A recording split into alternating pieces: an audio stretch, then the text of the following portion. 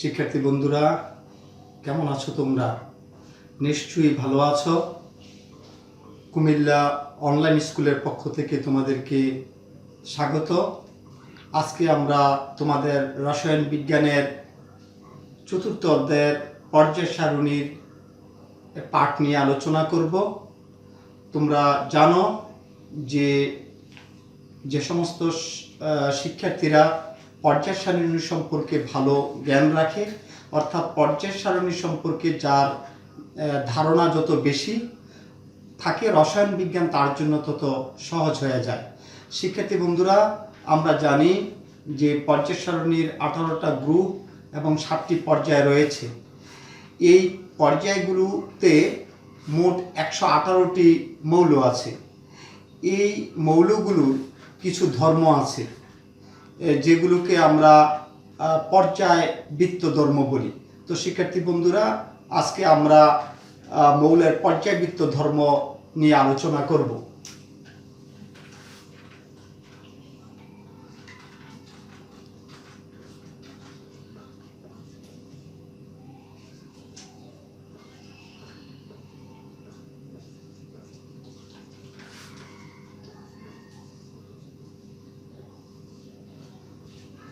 শিক্ষার্থী বন্ধুরা, আমরা জানি যে মৌলের ধাতব ধর্ম আছে, আবার অধাতব ধর্ম আছে। পরমাণুর আকার এবং পারমাণবিক ব্যাসার্ধ এবং আয়নীকরণ শক্তি, তারপরে তোমার ঋণাত্মকতা এবং ইলেকট্রন আসক্তি, এই বিষয়গুলোকে একত্রে পর্যায়বৃত্ত ধর্ম বলে। তো শিক্ষার্থী বন্ধুরা, তোমরা নিচের ক্লাসে পড়েছ যে সমস্ত মৌল চকচক করে, যাকে আঘাত করলে ধাতব শব্দ হয়, এবং যে সমস্ত মৌল তাপ ও বিদ্যুৎ পরিবাহী, তাদেরকে ধাতু বলে। কিন্তু আধুনিক যে সংজ্ঞা, সে সংজ্ঞাটা আমরা এখন দেখব। শিক্ষার্থী বন্ধুরা, একটু লক্ষ্য করো যে এটা হচ্ছে সোডিয়াম, যার পারমাণবিক সংখ্যা 11। ইলেকট্রন বিন্যাস হচ্ছে 1s2, 2s2, 2sp6 এবং 3s1।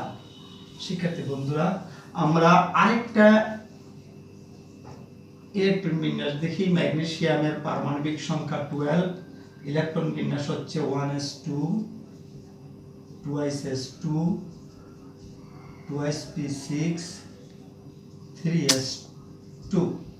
শিক্ষার্থী বন্ধুরা, আমরা যদি আরেকটা মৌলের ইলেকট্রন বিন্যাস দেখি, অ্যালুমিনিয়ামের 1s2, 2s2, 2sp6 এবং 3s2 এবং 3p1।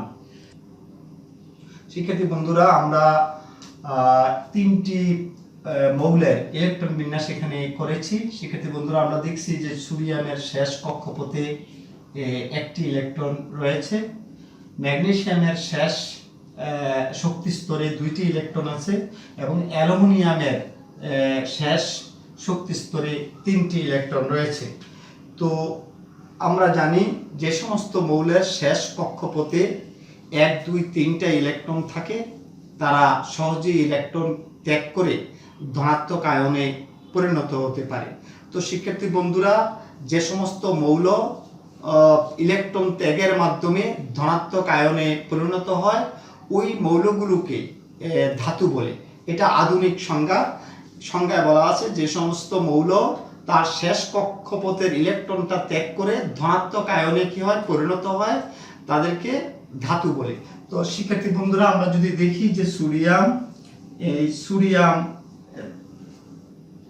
সোডিয়াম আয়নে পরিণত হবে যদি সে একটি ইলেকট্রন ত্যাগ করে। শিক্ষার্থী বন্ধুরা, ঠিক তদ্রূপ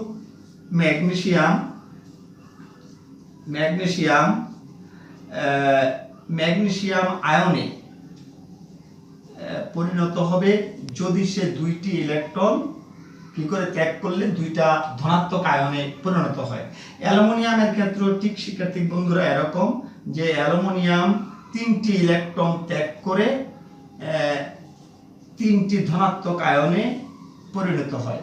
তো শিক্ষার্থী বন্ধুরা এখানে যদি আমরা একটু লক্ষ্য করি যে এই পর্যায়ে এই সোডিয়াম, ম্যাগনেসিয়াম এবং অ্যালুমিনিয়াম তিনটি মৌলই এই তিনটা মৌলই পর্যায় সারণীর পর্যায় 3-এ অবস্থিত, পর্যায় 3-তে অবস্থিত এবং সবচেয়ে বামে সোডিয়াম অবস্থিত, সোডিয়ামের ডানে ম্যাগনেসিয়াম এবং ম্যাগনেসিয়ামের ডানে অ্যালুমিনিয়াম অবস্থিত। শিক্ষার্থী বন্ধুরা, তো এই 3টি মৌলের মধ্যে ইলেকট্রন ত্যাগ করার যেই প্রবণতা, তার মধ্যে যার ইলেকট্রন শেষ কক্ষপথে যার ইলেকট্রন যত কম থাকবে সে তত দ্রুত ইলেকট্রন কি করতে পারবে, ত্যাগ করে ধনাত্মক আয়নে পরিণত হতে পারে। তো শিক্ষার্থী বন্ধুরা খেয়াল করো যে এই 3টি মৌলের এই শেষ কক্ষপথে 1, 2 এবং 3টি ইলেকট্রন রয়েছে। তো এই 3টা মৌলের মধ্যে অবশ্যই সোডিয়াম কি করবে, খুব দ্রুত বা সহজেই তার ইলেকট্রনটা কি করতে পারবে, ত্যাগ করে ধনাত্মক আয়নে পরিণত হতে পারবে। তো সুতরাং এই সোডিয়ামের যেই ধাতব যে ধর্ম, এই ধাতব ধর্ম ম্যাগনেসিয়াম এবং অ্যালুমিনিয়ামের চেয়ে কি বেশি হবে শিক্ষার্থী বন্ধুরা, কারণ সোডিয়াম খুব দ্রুত তার শেষ কক্ষপথের একটি ইলেকট্রন কি করতে পারবে, ত্যাগ করতে পারবে। তো শিক্ষার্থী বন্ধুরা আমরা এটা দেখলাম যে একই পর্যায়ে যত বাম থেকে ডান দিকে যাওয়া যায় ধাতব ধর্ম হ্রাস পেতে থাকে, কেননা সোডিয়ামের চেয়ে ম্যাগনেসিয়ামের যে 2টা ইলেকট্রন ত্যাগ করতে বেশি শক্তির প্রয়োজন হয়, তার চেয়ে আরো বেশি শক্তির প্রয়োজন হবে অ্যালুমিনিয়ামের 3টি ইলেকট্রন ত্যাগ করতে। তো সুতরাং ধাতব ধর্মের দিক দিয়ে সোডিয়ামের ধাতব ধর্ম বেশি, তারপরে হচ্ছে ম্যাগনেসিয়াম, এরপর হচ্ছে অ্যালুমিনিয়াম। এই 3টি মৌলের মধ্যে অ্যালুমিনিয়ামের ধাতব ধর্ম কি কম, কেননা অ্যালুমিনিয়াম সবার ডানে অবস্থিত। এই 3টি মৌলের মধ্যে অ্যালুমিনিয়াম 13 নম্বর গ্রুপে আছে, ম্যাগনেসিয়াম 2 নম্বর গ্রুপে আছে এবং সোডিয়াম 1 নম্বর গ্রুপে আছে। তাহলে আমরা কি বলতে পারি শিক্ষার্থী বন্ধুরা, যে একই পর্যায়ে যত বাম থেকে আমরা ডান দিকে যাব ততই ধাতব ধর্ম কি পেতে থাকে, হ্রাস পেতে থাকে। শিক্ষার্থী বন্ধুরা, তো আমরা এবার অধাতব ধর্ম দেখি, মৌলের অধাতব ধর্ম। অধাতব ধর্ম শিক্ষার্থী বন্ধুরা আমরা এবারও তোমাদেরকে উদাহরণ দিচ্ছি। যেমন শিক্ষার্থী বন্ধুরা এখানে সালফার আছে, সালফারের পারমাণবিক সংখ্যা 16, তার ইলেকট্রন বিন্যাস হচ্ছে 1s2 2s2 2sp6 3s2 12 এবং 3p4 হলো 16। আমরা যদি শিক্ষার্থী বন্ধুরা আরেকটা ইলেকট্রন বিন্যাস দেখি, ক্লোরিনের ইলেকট্রন বিন্যাস দেখি 17, তাহলে তার ইলেকট্রন বিন্যাস হচ্ছে 1s2 2s2 2sp6 3s2 3p5। শিক্ষার্থী বন্ধুরা একটু লক্ষ্য করলে আমরা দেখব যে শেষ শক্তি স্তরে 6টি ইলেকট্রন রয়েছে সালফারের, এবং ক্লোরিনের শেষ শক্তি স্তরে 7টি ইলেকট্রন রয়েছে। শিক্ষার্থী বন্ধুরা, তো আমরা জানি যে তোমরা নিচের ক্লাসে এটা পড়েছো, যে সমস্ত পদার্থ চকচকে নয় এবং আঘাত করলে ধাতব শব্দ করে না, এবং যে সমস্ত পদার্থ তাপ ও বিদ্যুৎ কুপরিবাহী, ওই পদার্থগুলোকে সাধারণত অধাতু বলে। আর আধুনিক যে সংজ্ঞা, সে সংজ্ঞায় বলা আছে যে সমস্ত মৌল তার শেষ কক্ষপথগুলোতে ইলেকট্রন গ্রহণ করে ঋণাত্মক আয়নে পরিণত হয়, সেই মৌলগুলোকে আমরা সাধারণত অধাতু বলি। তো শিক্ষার্থী বন্ধুরা এখানে সালফারের শেষ কক্ষপথে 6টি ইলেকট্রন রয়েছে। তো সালফার যদি এই 6টি ইলেকট্রন ত্যাগ করতে চায় তাহলে তার অনেক শক্তির প্রয়োজন। আর ক্লোরিন তার শেষ কক্ষপথে 7টি ইলেকট্রন রয়েছে, এই 7টি ইলেকট্রন ত্যাগ করাও ক্লোরিনের পক্ষে সম্ভব না, কেননা এই এই ইলেকট্রন ত্যাগ করতে তার অনেক শক্তির প্রয়োজন। সুতরাং সালফার এবং ক্লোরিন যদি তার নিকটতম নিষ্ক্রিয় গ্যাস আর্গনের ইলেকট্রন বিন্যাস অর্জন করতে চায়, তাহলে তাকে দুইটি ইলেকট্রন গ্রহণ এবং ক্লোরিনকে একটি ইলেকট্রন গ্রহণ করতে হবে শিক্ষার্থী বন্ধুরা। তো যেহেতু তারা ইলেকট্রন গ্রহণ করবে, সেহেতু তারা কি অধাতু। আমরা দেখি যে সালফার দুইটি ইলেকট্রন গ্রহণ করে আয়নে পরিণত হবে, এবং ক্লোরিন সে একটা ইলেকট্রন গ্রহণ করে ক্লোরিন আয়নে পরিণত হবে। তো শিক্ষার্থী বন্ধুরা, আমরা এখানে দেখছি যে ক্লোরিন একটি ইলেকট্রন গ্রহণ করেছে এবং সালফার দুইটি ইলেকট্রন গ্রহণ করেছে। সুতরাং অধাতব ধর্মের দিক দিয়ে ক্লোরিন সালফারের চেয়ে ক্লোরিনের যে অধাতব যে ধর্ম সেটা কি বেশি, কিন্তু যে যত দ্রুত ইলেকট্রন গ্রহণ করতে পারে তার অধাতব ধর্ম বেশি হয়। তো সুতরাং ক্লোরিনের অধাতব ধর্ম সালফারের চেয়ে বেশি, কেননা ক্লোরিন খুব দ্রুত একটি ইলেকট্রন গ্রহণ করতে পারবে সালফারের চেয়ে খুব দ্রুত। আরেকটা বিষয় হচ্ছে শিক্ষার্থী বন্ধুরা, তোমরা যদি পর্যায় সারণীর এই 3 নম্বর পর্যায়ের দিকে লক্ষ্য করো, তাহলে দেখবে যে ক্লোরিনের অবস্থান সালফারের পরে, মানে অর্থাৎ সালফার বামে অবস্থিত এবং ক্লোরিন ডানে অবস্থিত। তাহলে ক্লোরিনের অধাতব ধর্ম সালফারের চেয়ে কি বেশি। তাহলে আমরা কি বলতে পারি শিক্ষার্থী বন্ধুরা, যে একই পর্যায়ে যত ডান দিক থেকে বাম দিকে যাওয়া যায়, ততই অধাতব ধর্ম কি পায়, বৃদ্ধি পায়। এই কথাটা শিক্ষার্থী বন্ধুরা মনে রাখতে হবে, যে একই পর্যায়ে তুমি যত বাম দিক থেকে যত ডান দিকে যাবা, ততই অধাতব ধর্ম কি পাবে, বৃদ্ধি পাবে। এটা আমরা মনে রাখবো যে এখানে সালফার এবং ক্লোরিনের মধ্যে ক্লোরিনের অবস্থান সালফারের যেহেতু কি ডানে অবস্থিত, সুতরাং ক্লোরিনের অধাতব ধর্ম সালফারের চেয়ে কি হবে, বেশি হবে।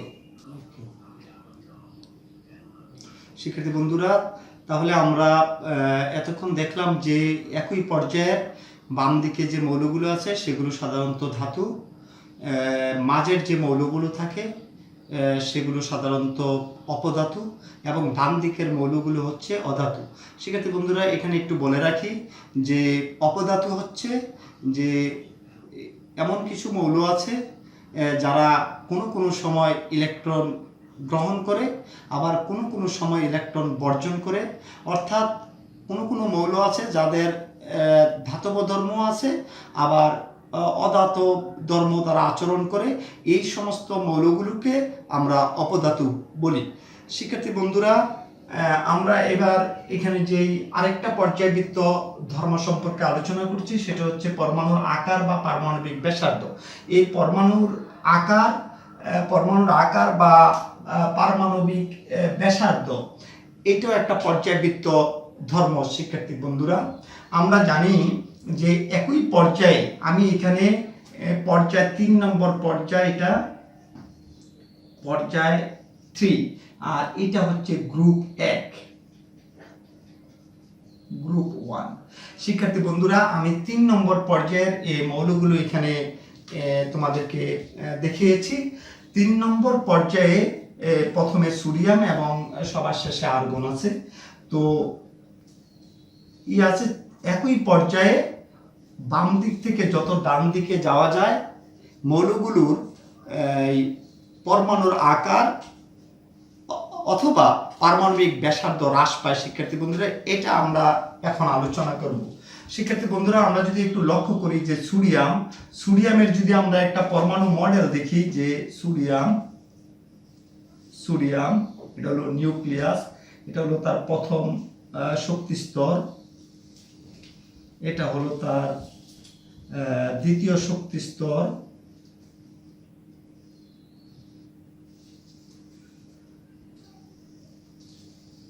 এবং এটা হলো তার তৃতীয় শক্তি স্তরে একটি ইলেকট্রন থাকবে। ঠিক আমরা যদি ম্যাগনেসিয়ামেরটা দেখি, ম্যাগনেসিয়াম, তাহলে তার প্রথম শক্তি স্তরে 2টি ইলেকট্রন আছে, তার দ্বিতীয় প্রধান শক্তি স্তরে 8টি ইলেকট্রন আছে এবং পরেরটায় 2টি ইলেকট্রন আছে। আমরা যদি ক্লোরিনেরটা দেখি, ক্লোরিন প্রথম শক্তি স্তর, দ্বিতীয় শক্তি স্তর এবং তৃতীয় শক্তি স্তর। দ্বিতীয় শক্তি স্তরে প্রথম শক্তি স্তরে 2টি ইলেকট্রন, দ্বিতীয় শক্তি স্তরে 8টি ইলেকট্রন এবং পরেরটায় 7টি ইলেকট্রন রয়েছে। শিক্ষার্থী বন্ধুরা, আমরা একটু তিনটা পরমাণু মডেল একটু লক্ষ্য করি। শিক্ষার্থী বন্ধুরা, যে এই সোডিয়ামের 3টি শক্তি স্তর আছে, 3টি শক্তি স্তর, প্রথম শক্তি স্তরে 2, পরেরটা 8টা এবং পরেরটা 1টা ইলেকট্রন আছে। ঠিক তদ্রূপ ম্যাগনেসিয়ামেরও 3টা শক্তি স্তর আছে এবং ক্লোরিনেরও 3টা শক্তি স্তর আছে। শিক্ষার্থী বন্ধুরা, একটু খেয়াল করো, আমরা জানি যে এই যে কক্ষপথগুলো আছে, এই কক্ষপথগুলোতে ঋণাত্মক আধান বিশিষ্ট ইলেকট্রন অবস্থান করে। তো কক্ষপথগুলোতে যত সংখ্যক ঋণাত্মক আধান বিশিষ্ট ইলেকট্রন অবস্থান করে, ঠিক সমান সংখ্যক ধনাত্মক আধান বিশিষ্ট প্রোটন এই নিউক্লিয়াসের মধ্যে অবস্থান করে। সুতরাং শিক্ষার্থী বন্ধুরা, তোমরা তো সহজেই বলতে পারতেছো যে সোডিয়ামের কক্ষপথে যেহেতু 11টা ইলেকট্রন আছে, তো অবশ্যই তার নিউক্লিয়াসের মধ্যে ধনাত্মক আধান বিশিষ্ট 11টা কি আছে? প্রোটন আছে। এই ধনাত্মক আধান বিশিষ্ট প্রোটনগুলো এই ঋণাত্মক আধান বিশিষ্ট ইলেকট্রনগুলোকে স্থির বৈদ্যুতিক বল দ্বারা আকর্ষণ করে। ঠিক তদ্রূপ ম্যাগনেসিয়ামেরও 3টি শক্তি স্তরে 12টি ইলেকট্রন রয়েছে, ঋণাত্মক আধান বিশিষ্ট 12টি ইলেকট্রন। ঠিক সমান সংখ্যক 12টি ধনাত্মক আধান বিশিষ্ট প্রোটন তার এই নিউক্লিয়াসে রয়েছে। সুতরাং এই 12টি ধনাত্মক আধান বিশিষ্ট প্রোটন এই 12টি ঋণাত্মক আধান বিশিষ্ট ইলেকট্রনকে স্থির বৈদ্যুতিক বল দ্বারা কাছে টানে। ঠিক তদ্রূপ আমরা যদি ক্লোরিনের দিকে তাকাই, তাহলে ক্লোরিনেরও 3টি শক্তি স্তরের মধ্যে 17টি ঋণাত্মক আধান বিশিষ্ট ইলেকট্রন এবং নিউক্লিয়াসের মধ্যে 17টি ধনাত্মক আধান বিশিষ্ট কি রয়েছে? প্রোটন রয়েছে। সুতরাং এই ধনাত্মক আধান বিশিষ্ট প্রোটনগুলো ঋণাত্মক আধান বিশিষ্ট ইলেকট্রনগুলোকে কি করে কাছে টানে। তো এই আকর্ষণ বলটা, স্থির বৈদ্যুতিক যে বল, এই বল যদি তুমি চিন্তা করো, তাহলে দেখা যাবে যে সোডিয়ামের থেকে এই ম্যাগনেসিয়ামের যে নিউক্লিয়াস বা কেন্দ্র, তার বল সোডিয়ামের চেয়ে কি বেশি, এবং এই ম্যাগনেসিয়ামের চেয়েও ক্লোরিনের এই নিউক্লিয়াসের যে আকর্ষণ বল সেটা আরো বেশি। তো যার ফলে এই নিউক্লিয়াসে অবস্থিত যেই ধনাত্মক আধান বিশিষ্ট যে প্রোটনগুলো আছে, সেই ঋণাত্মক আধান বিশিষ্ট ইলেকট্রনগুলোকে কি করে কাছে টানে। তো কাছে টানলে কি হয়? এই কক্ষপথগুলো কিছুটা সংকুচিত হয়ে আসে। শিক্ষার্থী বন্ধুরা, তাহলে দেখা যাবে কি, যেহেতু এই 3টি মৌলের মধ্যে ক্লোরিনের নিউক্লিয়াস বেশি শক্তিশালী, সেহেতু ক্লোরিন কি করবে? এই ইলেকট্রনগুলোকে কাছে টেনে নিয়ে আসবে, যার ফলে এই কক্ষপথগুলো কিছুটা সংকুচিত হয়ে আসবে। শিক্ষার্থী বন্ধুরা, তাহলে আমরা কি দেখলাম যে এখানে এইটারও যেমন 3টি শক্তি স্তর আছে, এটারও 3টি শক্তি স্তর আছে, ক্লোরিনেরও 3টি শক্তি স্তর আছে। কিন্তু তুমি যতই একই পর্যায়ে যতই তুমি বাম দিক থেকে ডান দিকে যাবা, যেমন তার ইলেকট্রন 11টি, তার প্রোটন 11টা, তার ইলেকট্রন 12টা, তার ধনাত্মক আধান বিশিষ্ট প্রোটন 12টা, তার ঋণাত্মক আধান বিশিষ্ট ইলেকট্রন 13টা, তার ধনাত্মক আধান বিশিষ্ট প্রোটন 13টা। সুতরাং আমরা দেখছি কি, যে একই পর্যায়ে বাম দিক থেকে যত ডান দিকে যাব, ততই নিউক্লিয়াসে একটি করে ধনাত্মক আধান বিশিষ্ট প্রোটন এবং কেন্দ্রে একটি করে ঋণাত্মক আধান বিশিষ্ট ইলেকট্রন কি পায়? বৃদ্ধি পায়। যার ফলে একই পর্যায়ে যত বাম দিক থেকে তুমি ডান দিকে যাবা, ততই তাদের মধ্যে যে স্থির বৈদ্যুতিক বল সেটা বৃদ্ধি পাওয়ার কারণে এই কক্ষপথগুলো কিছুটা সংকুচিত হয়ে আসে, যার ফলে তার পারমাণবিক আকার অথবা পারমাণবিক ব্যাসার্ধ কি করে? হ্রাস পায়। তো শিক্ষার্থী বন্ধুরা, আমরা এখান থেকে বুঝতে পারলাম যে একই পর্যায়ে যত বাম দিক থেকে ডান দিকে যাওয়া যায়, ততই পরমাণুর আকার অথবা পারমাণবিক ব্যাসার্ধ কি পায়? হ্রাস পায়। শিক্ষার্থী বন্ধুরা, তো আমরা এর আগে দেখছি যে একই পর্যায়ে যত বাম দিক থেকে ডান দিকে যাওয়া যায় ততই পরমাণুর আকার অথবা পারমাণবিক ব্যাসার্ধ হ্রাস পায়। সেক্ষেত্রে বন্ধুরা আমরা এবার গ্রুপের বিষয়টা একটু দেখি। যে আমরা জানি যে একই গ্রুপের, তোমরা যদি একটু লক্ষ্য করো তো এখানে এটা 1 নম্বর গ্রুপ। 1 নম্বর গ্রুপে লিথিয়ামের আমরা পরমাণু মডেল দেখেছি। তার প্রথম শক্তি স্তরে 2টি ইলেকট্রন এবং দ্বিতীয় শক্তি স্তরে 1টি ইলেকট্রন আছে। অর্থাৎ লিথিয়ামের প্রধান মানে শক্তি স্তর, আমরা যদি এটাকে বলি শক্তি স্তর, লিথিয়ামের শক্তি স্তর হচ্ছে 2টা শক্তি স্তরে ইলেকট্রন প্রবেশ করেছে। এখানে আমরা যদি সোডিয়াম দেখি তাহলে সোডিয়ামের শক্তি স্তর হচ্ছে 1 2 3টি। হ্যাঁ শিক্ষার্থী বন্ধুরা, তো আমরা যদি পটাশিয়ামের দেখি তাহলে 1 2 3 4টি। তাহলে পটাশিয়ামের শক্তি স্তর হচ্ছে শক্তি স্তর দখল করেছে হচ্ছে 4টি। তাহলে শিক্ষার্থী বন্ধুরা একটু দেখো যে এখানে আমরা যদি একই গ্রুপের উপর থেকে যদি নিচের দিকে যাই তাহলে একটি করে শক্তি স্তর কি পায়, বৃদ্ধি পায় শিক্ষার্থী বন্ধুরা। তো স্বভাবত কারণে শিক্ষার্থী বন্ধুরা তোমরা যদি খেয়াল করো যে এইটার ব্যাসার্ধ এবং এইটার ব্যাসার্ধের মধ্যে বোঝাই যায় যে লিথিয়ামের থেকে সোডিয়ামের পারমাণবিক ব্যাসার্ধ বেশি এবং সোডিয়ামের থেকে পটাশিয়ামের পারমাণবিক ব্যাসার্ধ বেশি। তার কারণ হচ্ছে যে একই গ্রুপের উপর থেকে যদি আমরা নিচে যাই তাহলে একটি করে শক্তি স্তর কি পায়, বৃদ্ধি পায়। তো একটি করে শক্তি স্তর যদি বৃদ্ধি পায় তাহলে স্বভাবত কারণেই তার পারমাণবিক ব্যাসার্ধ কি পাবে, বৃদ্ধি পাবে। তো শিক্ষার্থী বন্ধুরা আমরা এতক্ষণ যে তোমাদের মৌলের পর্যায়বৃত্ত ধর্ম সম্পর্কে আলোচনা করছি, সেই আলোকে তোমাদেরকে বাড়ির কাজ দিচ্ছি। তোমরা বাড়ির কাজটা লিখে নাও এবং এই বাড়ির কাজটা অবশ্যই তোমরা সমাধান করবে। শিক্ষার্থী বন্ধুরা আমরা বোর্ডে একটি পরমাণুর মডেল দেখতে পাচ্ছি। এটা লিথিয়াম পরমাণু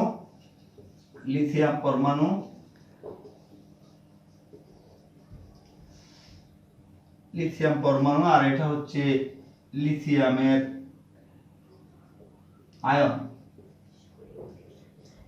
লিথিয়াম আয়ন।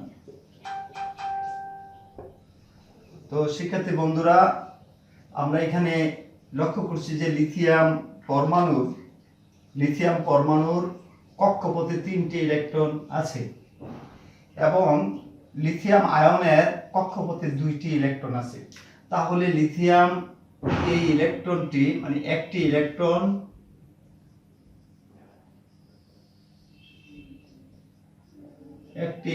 অপসারণ করেছে।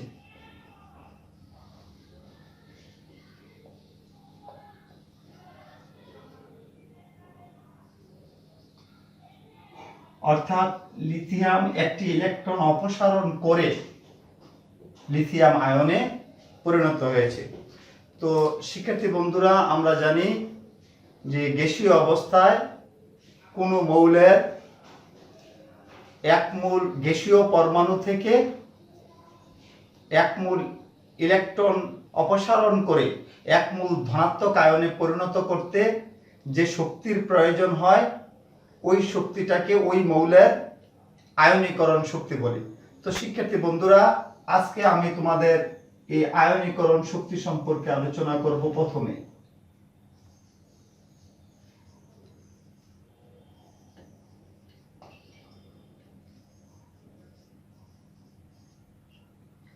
তো শিক্ষার্থী বন্ধুরা এই লিথিয়ামের গ্যাসীয় অবস্থায় লিথিয়ামের শেষ কক্ষপথ থেকে এই একটি ইলেকট্রন অপসারণ করে এই এক মূল ধনাত্মক আয়নে পরিণত হতে যে শক্তির প্রয়োজন হয় সেই শক্তিটাকে ওই মৌলের অর্থাৎ লিথিয়াম মৌলের আয়নীকরণ শক্তি বলে।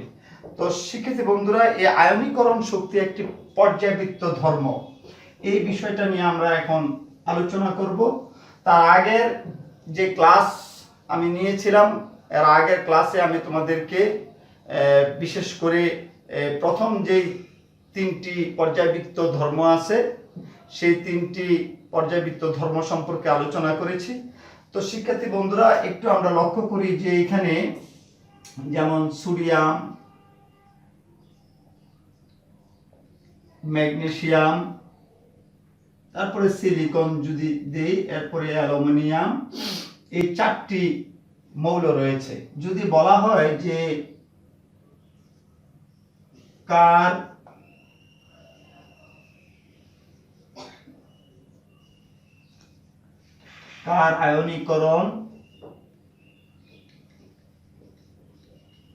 আয়নীকরণ শক্তির মান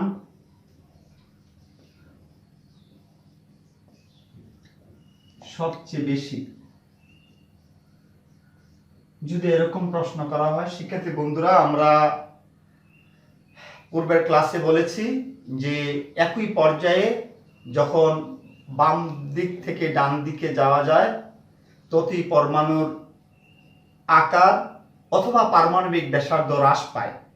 তো শিক্ষার্থী বন্ধুরা, এই আয়নীকরণ শক্তির ক্ষেত্রে কথা হচ্ছে যে যে মৌলের পারমাণবিক ব্যাসার্ধ কম হবে ওই মৌলটার আয়নীকরণ শক্তি বেশি হবে, আর যে মৌলের পারমাণবিক ব্যাসার্ধ বেশি হবে ওই মৌলের আয়নীকরণ শক্তি কম হবে। তো শিক্ষার্থী বন্ধুরা, আমরা দুইটা বিষয় জানলাম যে একই পর্যায়ে যত বাম দিক থেকে ডান দিকে যাওয়া যায় ততই পরমাণুর আকার বা পারমাণবিক ব্যাসার্ধ হ্রাস পায়। আবার আয়নীকরণ শক্তির ক্ষেত্রে আমরা বলছি যে যেই মৌলের পারমাণবিক ব্যাসার্ধ যত কম হবে ওই মৌলের আয়নীকরণ শক্তি তত বেশি হবে। তো শিক্ষার্থী বন্ধুরা, আমরা যদি লক্ষ্য করি যে এই 4টি মৌলই পর্যায় 3-এ অবস্থিত, পর্যায় 3, অর্থাৎ এই 4টি মৌলই 3 নম্বর পর্যায় সারণীর 3 নম্বর পর্যায়ে অবস্থিত। এই মৌলটা পর্যায় সারণীর গ্রুপ 1-এ, গ্রুপ 1, এই মৌলটা গ্রুপ 2, এই মৌলটা গ্রুপ 14 এবং এই মৌলটা গ্রুপ 13-এ অবস্থিত। তো শিক্ষার্থী বন্ধুরা, আমরা দেখছি যে এই 4টা মৌলই পর্যায় 3 নম্বর পর্যায়ে অবস্থিত, যদিও গ্রুপ ভিন্ন ভিন্ন। তাহলে শিক্ষার্থী বন্ধুরা, আমরা বলতে পারি যে সোডিয়াম 1 নম্বর গ্রুপে যেহেতু সোডিয়াম অবস্থিত, তাহলে সোডিয়াম পর্যায় সারণীর সবচেয়ে বামে অবস্থিত, তারপরে ম্যাগনেসিয়াম, তারপরে অ্যালুমিনিয়াম এবং সবার শেষে হচ্ছে সিলিকন অবস্থিত। শিক্ষার্থী বন্ধুরা, অর্থাৎ সিলিকনের অবস্থান, সিলিকন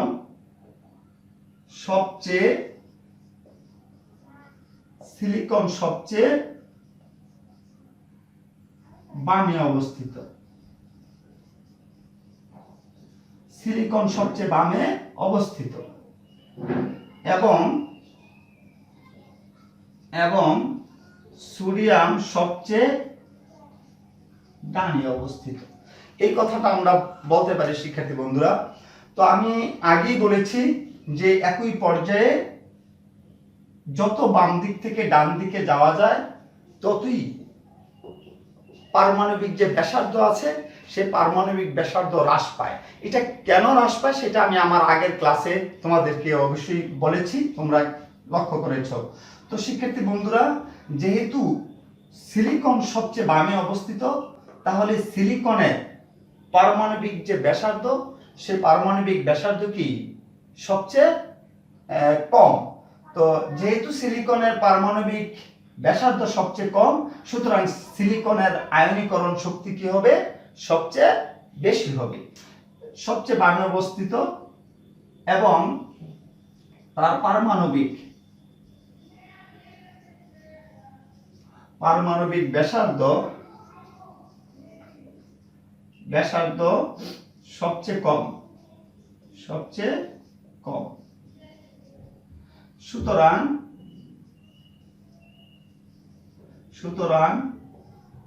সিলিকনের আয়নীকরণ শক্তি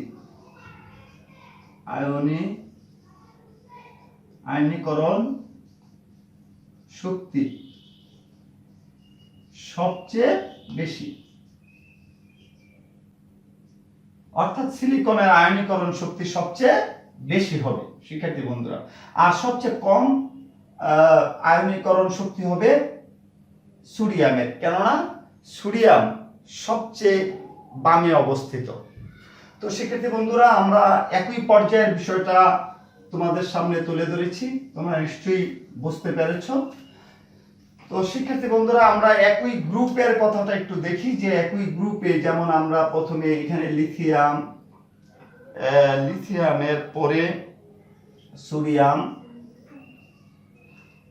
সোডিয়ামের পরে পটাশিয়াম, পটাশিয়ামের পরে রুবিডিয়াম, তারপরে আছে সিজিয়াম, তারপরে আছে ফ্রান্সিয়াম। তো শিক্ষার্থী বন্ধুরা, যদি বলা হয় কার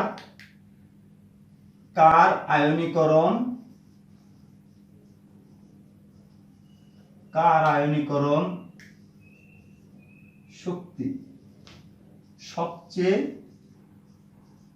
বেশি অথবা কম এবং কেন, তো শিক্ষার্থী বন্ধুরা, সেটা ঠিক আবার আগের মতোই। শিক্ষার্থী বন্ধুরা, আমরা এখানে যে মৌলগুলো দেখছি সব মৌলগুলি গ্রুপ একে অবস্থিত, গ্রুপ 1 এ অবস্থিত, সব মৌলগুলি গ্রুপ 1 এ অবস্থিত।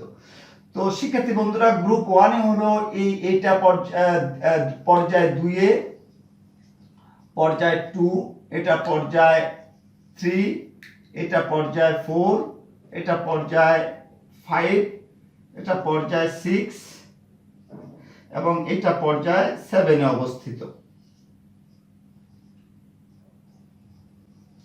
7 এ অবস্থিত। তো শিক্ষার্থী বন্ধুরা, যেহেতু একই গ্রুপে, অর্থাৎ সকল মৌল 1 নম্বর গ্রুপে অবস্থিত এবং সব বিভিন্ন পর্যায়ে অবস্থিত, তো আমরা পূর্বের ক্লাসে তোমাদেরকে বলেছি যে একই গ্রুপের যত উপর থেকে নিচে যাওয়া যায় ততই পারমাণবিক ব্যাসার্ধ বৃদ্ধি পায়, কেননা একটি করে নতুন শক্তিস্তর সংযোজিত হয়।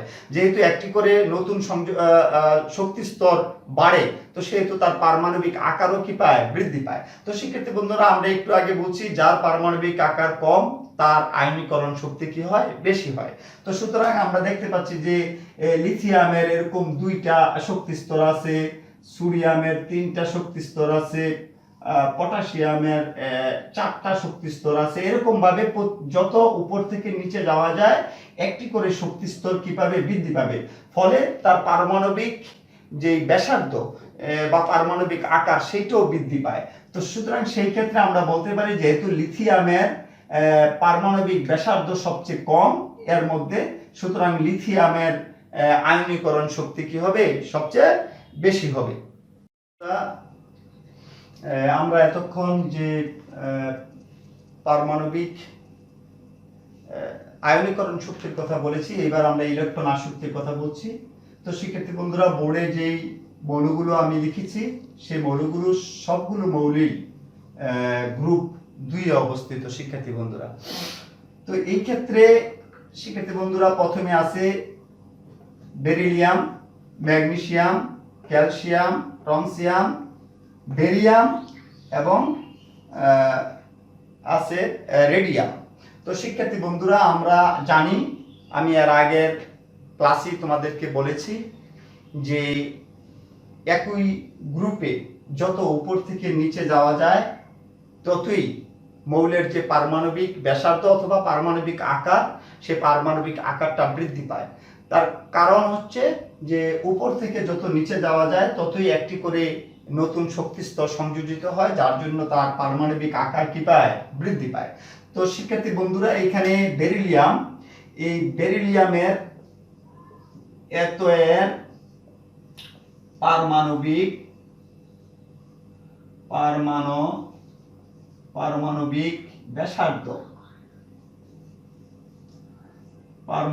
ব্যাসার্ধ সবচেয়ে কম এবং রেডিয়ামের এত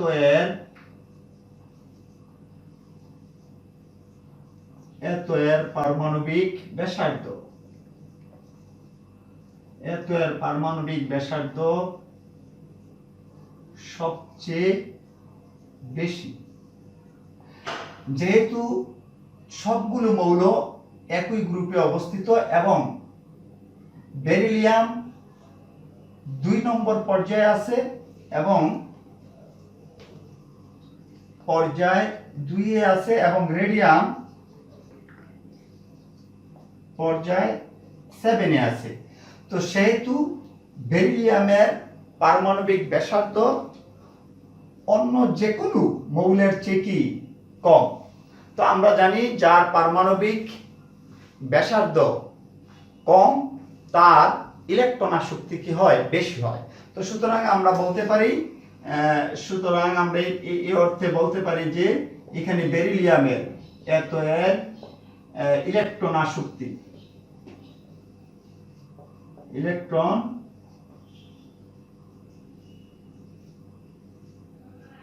আসক্তি সবচেয়ে বেশি। শিক্ষার্থী বন্ধুরা, আমি আবারও বলছি যে এই সকল মৌলগুলো গ্রুপ 2 এ অবস্থিত।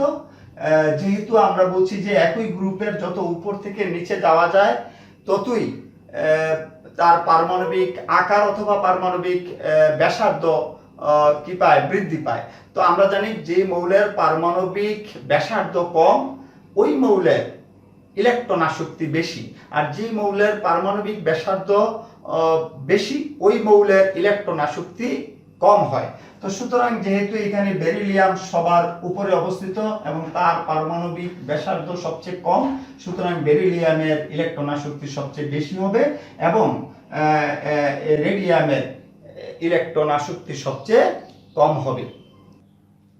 তো শিক্ষার্থী বন্ধুরা, আমরা এতক্ষণ ইলেকট্রন আসক্তির কথা পড়েছি। তো শিক্ষার্থী বন্ধুরা, আমরা তোমাদের জন্য এখানে একটি বাড়ির কাজ দিয়েছি যে এই বাড়ির কাজটা তোমরা অবশ্যই করবে। এই মৌলগুলোর মধ্যে কার ইলেকট্রন আসক্তি সবচেয়ে বেশি এবং কেন, এটা। তো শিক্ষার্থী বন্ধুরা, আমরা এবার বোর্ডে আরেকটি চিত্র আছে, এটা হচ্ছে পানির একটি অণু। তো শিক্ষার্থী বন্ধুরা, আমরা জানি পানি একটি সমযোজী যৌগ। তো শিক্ষার্থী বন্ধুরা, এখানে তোমরা লক্ষ্য করো যে অক্সিজেন পরমাণুর আমরা জানি সর্ববহিস্থ শক্তি স্তরে 6টি ইলেকট্রন রয়েছে।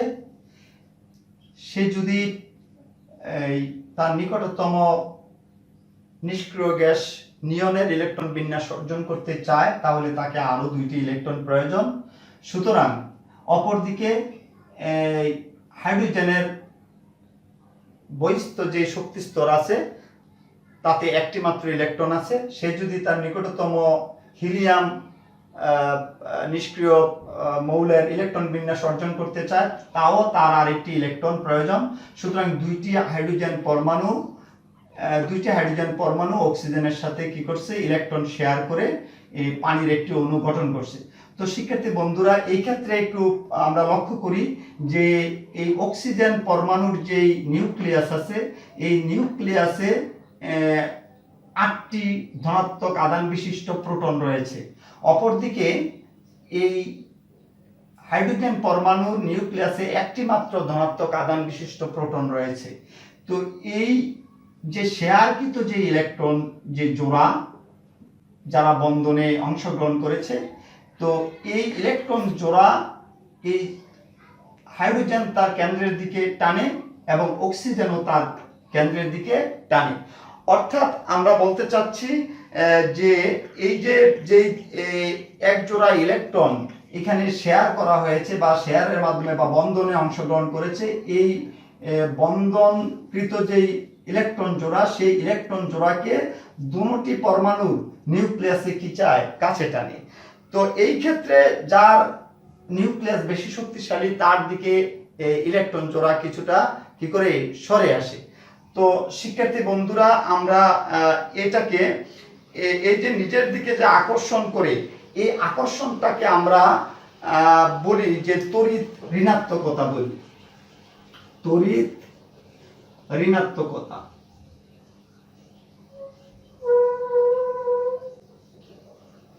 তড়িৎ ঋণাত্মকতা, তো আমরা সেই তড়িৎ ঋণাত্মকতা সম্পর্কে একটু কথা বলছি। শিক্ষার্থী বন্ধুরা, আমরা আবারও বলছি, দুটি পরমাণু যখন সমযোজী বন্ধনে আবদ্ধ হয়ে অণুতে কি হয়, পরিণত হয়, তখন অণুর পরমাণুগুলো বন্ধনের যে ইলেকট্রন আছে ওই ইলেকট্রন দুটিকে কি করে আকর্ষণ করে। এই আকর্ষণ বলটাকে তড়িৎ ঋণাত্মকতা বলে। তো শিক্ষার্থী বন্ধুরা, আমরা জানি যে পারমাণবিক যেই ব্যাসার্ধ আছে, এই পারমাণবিক ব্যাসার্ধ কমলে তড়িৎ ঋণাত্মকতা বাড়ে, বৃদ্ধি পায়। আর যদি পারমাণবিক ব্যাসার্ধ বেশি হলে তড়িৎ ঋণাত্মকতা কমে, এবং পারমাণবিক ব্যাসার্ধ যদি কম হয় তাহলে তার তড়িৎ ঋণাত্মকতা বাড়ে বা বৃদ্ধি পায়। তো শিক্ষার্থী বন্ধুরা, আমরা একটু লক্ষ্য করি যে আমরা যদি এটাকে আবার একটু একটা উদাহরণ দিয়ে তোমাদেরকে বুঝাই, যে এইখানে সোডিয়াম এবং ক্লোরিন, এর মধ্যে কার তড়িৎ ঋণাত্মকতা,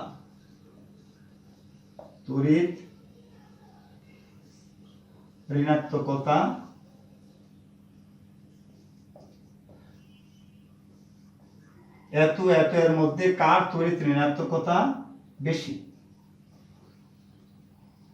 এবং কেন?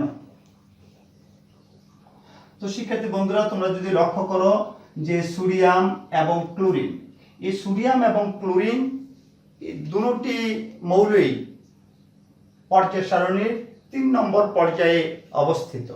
এর মধ্যে সোডিয়াম 1 নম্বর গ্রুপ এবং ক্লোরিন 17 নম্বর গ্রুপে আছে।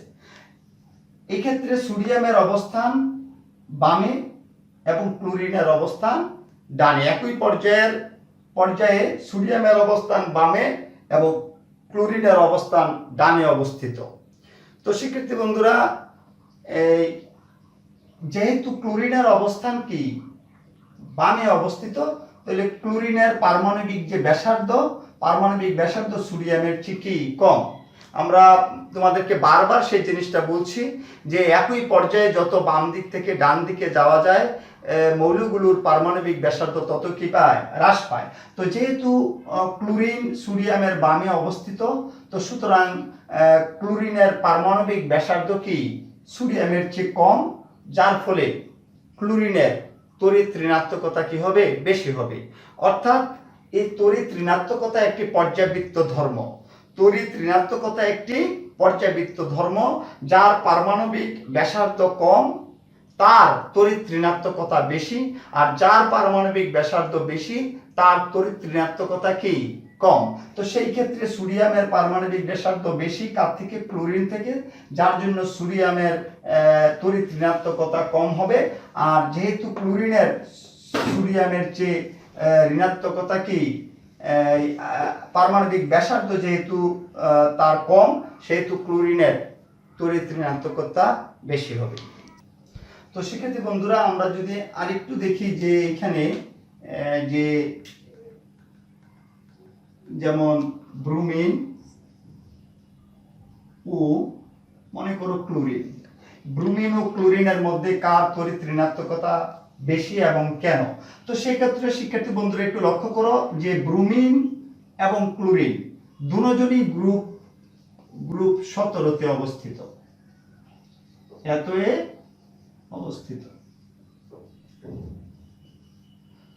অর্থাৎ ব্রোমিন এবং ক্লোরিন দুজনই কি গ্রুপ 17তে অবস্থিত।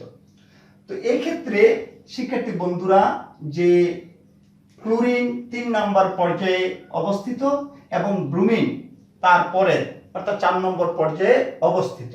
তো আমরা জানি যে একই